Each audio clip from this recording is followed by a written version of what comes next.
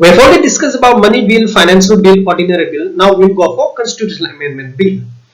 See, any change or any amendment made under article number 368, then we call that amendment, or we call that change, or for that matter we call that amendment bill as constitutional amendment bill. So any bill presented under article 368 to make changes in the provisions of the Constitution of India, then we call that bill as constitutional amendment bill. I think the definition is very clear, and the conceptual understanding of the this constitutional amendment bill is clear, I guess. Now let's go for its procedures, how it is passed in the President Parliament and becomes an act after getting assent from the President of India.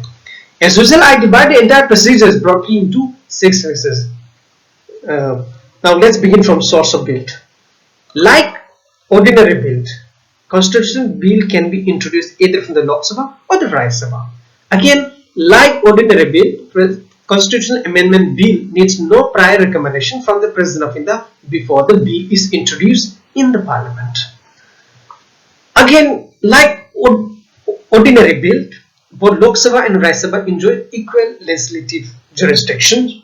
Now, the peculiar things about constitutional amendment bill begins from this phase. There is the majority type when constitutional amendment bill follows while passing the bill in the House or in the Parliament for that matter.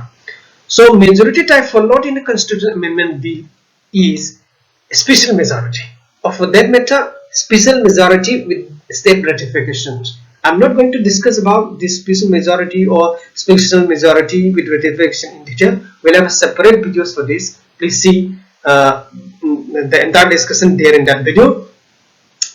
What is the special majority? Difference between the special majority and the special majority with state ratification is that state ratification is required only when there is a change in the federal provision only, where more than half of the state has to put their signature just to say that the bill is okay for the country in general purpose. So that time the special majority with state ratification is done or is followed. The next peculiar thing is about the joint sitting. Will there be a joint sitting in constitutional amendment bill or not? This is very peculiar. Please listen tight. If a bill is passed in the Lok Sabha but remains rejected in the Rajya Sabha, the bill remains rejected. Or if the bill is passed in Rajya Sabha but remains rejected in the Lok Sabha, the bill remains rejected. That means there is no option for resolving the disagreement. So in constitutional amendment bill or while passing constitutional amendment bill, if there is a disagreement, then there is no provision for joint sitting. Again, the next peculiar thing about the constitutional amendment bill is about getting assent from the President of India.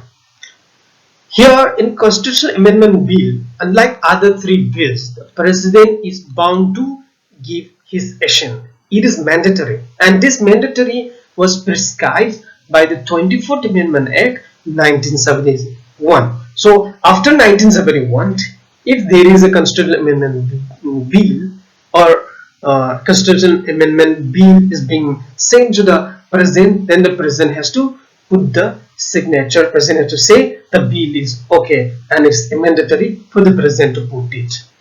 So that's all for constitutional amendment bill.